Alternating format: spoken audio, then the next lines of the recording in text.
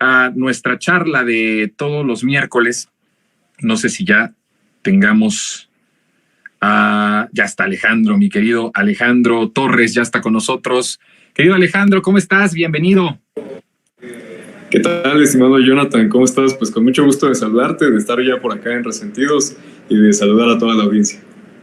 Como siempre es un gusto, mi querido hermano. Pues a ver, platícanos.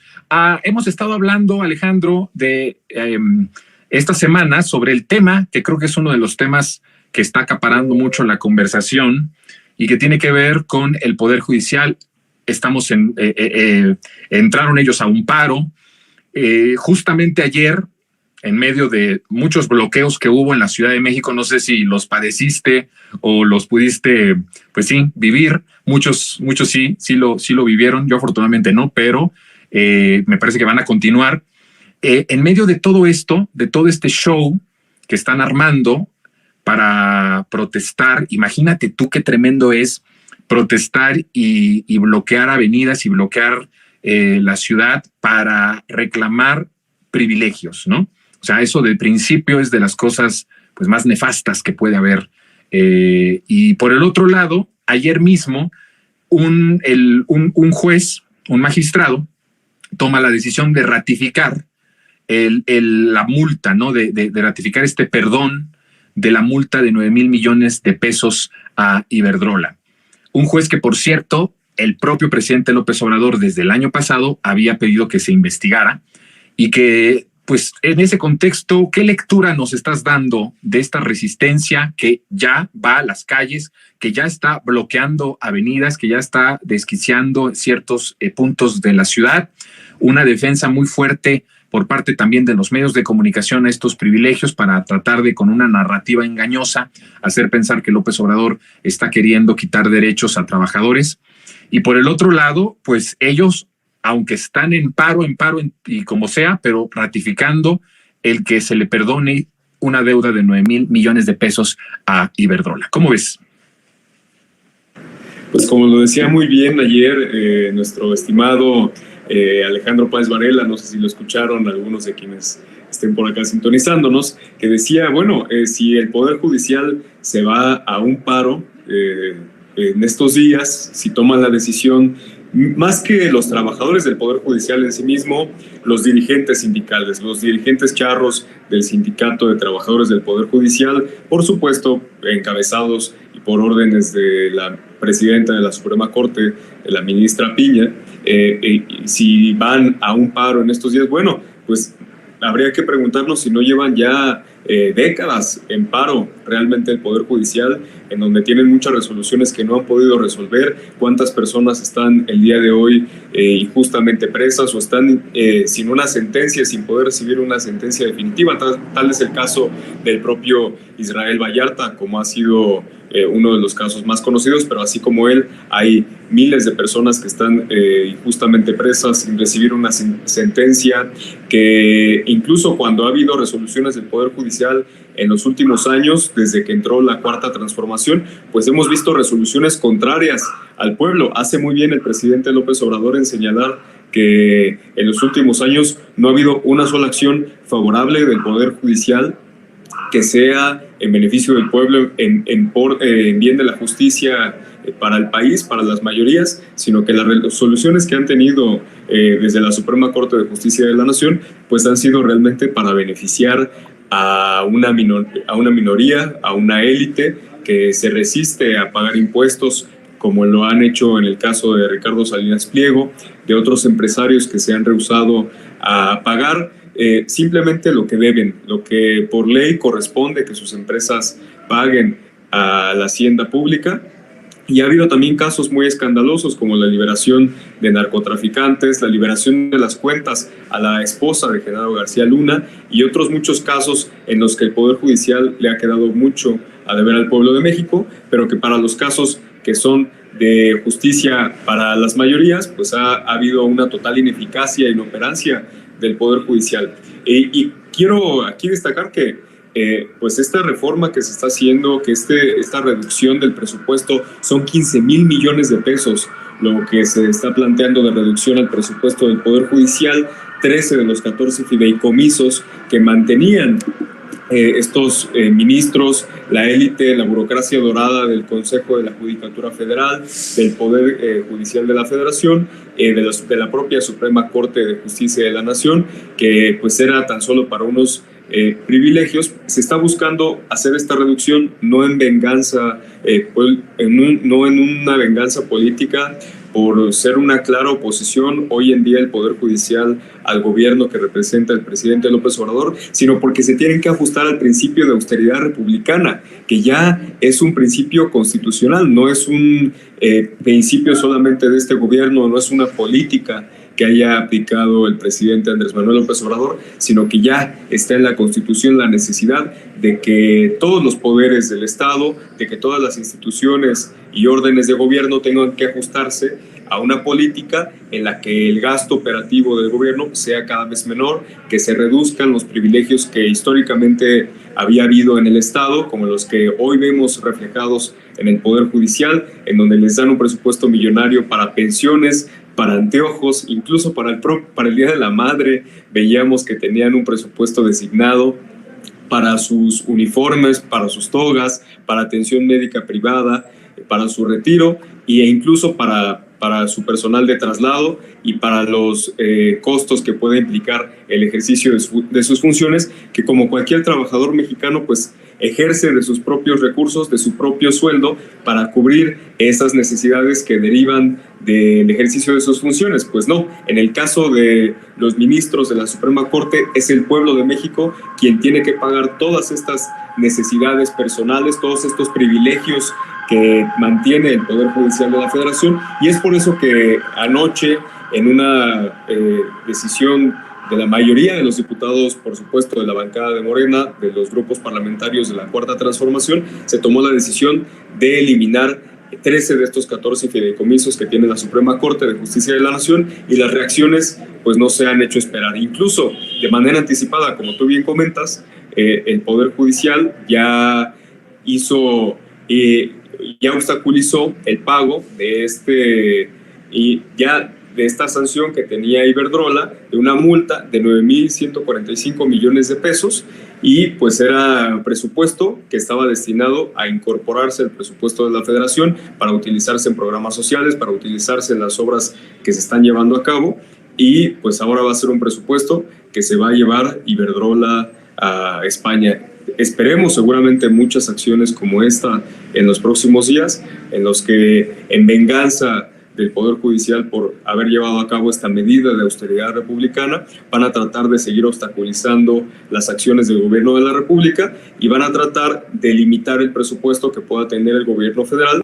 para otras acciones, porque si bien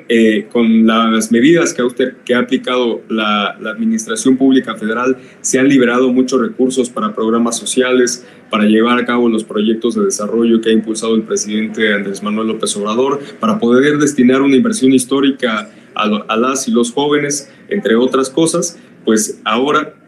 esos alcances se ven hasta cierto punto limitados justamente por estos ajustes presupuestales que todavía se tienen que hacer, y es por eso que cada vez se hace más fundamental la reforma al Poder Judicial, que los ministros que integran la Suprema Corte ya no respondan a los intereses de los partidos que los llevaron al poder en su momento o a una minoría que los puso en sus puestos, sino que respondan a la mayoría del país, a la voluntad popular que se expresa en las urnas para escoger a los ministros de la Suprema Corte.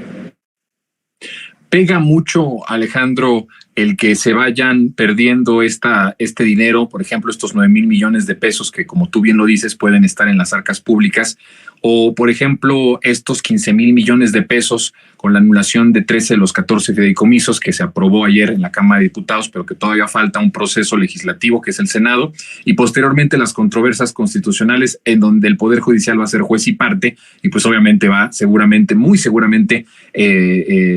terminar con lo que se votó en las cámaras legislativas para continuar con estos beneficios y privilegios de 15,000 millones de pesos. Y digo que duele mucho cada peso perdido que se va a privilegios o que se va a la corrupción vía los decretos de la Suprema Corte o de los jueces, porque en ese sexenio cada peso va al progreso, cada peso va al pueblo. Y cuando un gobierno está basado en que cada peso va al presupuesto para beneficio de las mayorías, por supuesto que afecta muchísimo y por supuesto que pone en alerta al presidente, por eso las críticas tan fuertes que ha hecho, porque la gente, hay personas que critican al presidente y dice, ¿por qué Andrés Manuel está criticando tan fuerte al Poder Judicial? ¿Por qué si es un poder independiente quiere presionarlo? ¿Por qué quiere sobajarlo, pisotearlo? Es que se está tratando de dinero, se trata de presupuesto que está y debe estar destinado para los pobres, para el desarrollo y no para unos cuantos. Por eso es que el presidente López Obrador a veces se enoja, a veces está bastante enojado y habla muy fuerte del Poder Judicial, porque no es poca cosa cuando este gobierno ha invertido millones y miles de millones de pesos en jóvenes, en adultos mayores, en personas con discapacidad, en estudiantes, en madres trabajadoras, en mujeres, en todas las áreas nacionales. Por supuesto que duele y por supuesto que sí enfurece en cierto sentido el que se pierdan pesos por la corrupción o que se pierdan miles de millones de pesos porque un juez decide perdonarle una multa a una empresa transnacional. Hay algunas cosas, ¿cómo ves tú, Alejandro, que estos trabajadores sindicalizados, tanto del Consejo de la Judicatura como de la Suprema Corte de Justicia, reciben partidas para Día de Reyes, Día del Niño, Día de las Madres, Día del Padre, Día de la Persona Servidora, Día del Artesano, Día del Maestro, Día del Técnico? Reciben aproximadamente para estas fiestas más de 109 millones de pesos. Si esto no es un privilegio, entonces, ¿qué es? Si esto solamente es un poquito de todo lo que se utiliza, de todo el dinero que se utiliza en cosas que no son necesarias y que podrían estar destinadas a la inversión pública, a la construcción de las obras de infraestructura que generan riqueza, que generan mayor igualdad en las poblaciones que históricamente han sido olvidadas. ¿Cómo ves esta parte de un gobierno que además me da mucho gusto, Alejandro, que sea tan celosamente presidente, tan celoso del presupuesto público, tan celoso del dinero, porque cada peso va para el pueblo? Y eso es una de las cosas que también tenemos que decir y que la gente sepa. No es porque tenga, como tú dices, una venganza en contra del Poder Judicial. No es porque odia al Poder Judicial, sino porque sus decisiones o sus indecisiones afectan a la hacienda pública. Hay 40,000 millones de pesos en impuestos que siguen atorados en juicios que tendrían que estar en las arcas públicas y no están en las arcas públicas. 9,000 millones de pesos que un juez ya de manera unánime decidió así unilateralmente perdonarle y que es dinero, como tú dices, que se va a ir a Iberdrola, a España. Es decir, está siendo un factor de atraso, de desigualdad. Por donde quiera que lo veamos, es necesaria la reforma y la transformación del Poder Judicial. Sí, que no estamos hablando de ir hacia el comunismo, que tengamos, hablemos que desde el Estado se haga una redistribución de la riqueza absoluta, que todos ganen lo mismo, que estemos hablando de que no haya diferencias en los salarios entre los mandos medios, altos y bajos. No estamos hablando ni siquiera de eso. Por eso es que el presidente Andrés Manuel López Obrador, a lo largo de su sexenio, se negó a la posibilidad de que pudiera haber una reforma fiscal profunda que aumentara, por ejemplo, los impuestos a los más ricos de este país, a las familias que tienen mayores ingresos, a quienes realmente no forman parte de las mayorías de familias trabajadoras que precisamente pagan sus impuestos como parte del producto del trabajo que realizan todos los días, sino pues una minoría que tiene acumulada la mayor parte de la riqueza nacional. Y el presidente López Obrador se rehusó a la posibilidad de llevar a cabo una reforma fiscal para que pudiera primero cumplirse lo que la ley establecía antes de 2018, que los empresarios pagaran lo que por ley establece que deben pagar, que se aplicara una nueva política de austeridad republicana, que no es nada más y nada menos que someterse a los principios de una república, porque no estamos viviendo en una está regido por privilegios, sino que debe de estarse regido por los principios de una república en donde el interés general debe ser el que esté por encima del interés de los particulares y por lo tanto el ejercicio del presupuesto debe de atender y destinarse a donde más se necesita. Ahí donde haya una necesidad en cualquier parte del país, si hay una necesidad en la administración y en la impartición de justicia, si hay una necesidad en la atención de programas sociales, en la construcción de obras de infraestructura para conectar carreteras con los poblados más alejados del país, que todavía tenemos muchas comunidades del país en donde no hay los servicios más elementales, en donde no hay escuelas, no hay un sistema de salud pública que pueda cubrir las necesidades de todas y todos. Precisamente estamos ahorita en marcha de la implementación del nuevo sistema de salud, del IMSS Bienestar, en donde se busca dar cobertura de salud a todas las personas, aunque no estén necesariamente aseguradas formalmente en lo que pues, es el Instituto Mexicano del Seguro Social, y que se haga una federalización del sistema de salud pública. Esto quiere decir que justamente la federación pues asuma el servicio, la impartición del derecho a la salud, y con todos estos grandes retos y necesidades que todavía tiene el país, hay un puñado de corruptos que se rehúsan a perder sus privilegios, que se rehúsan a perder este tipo de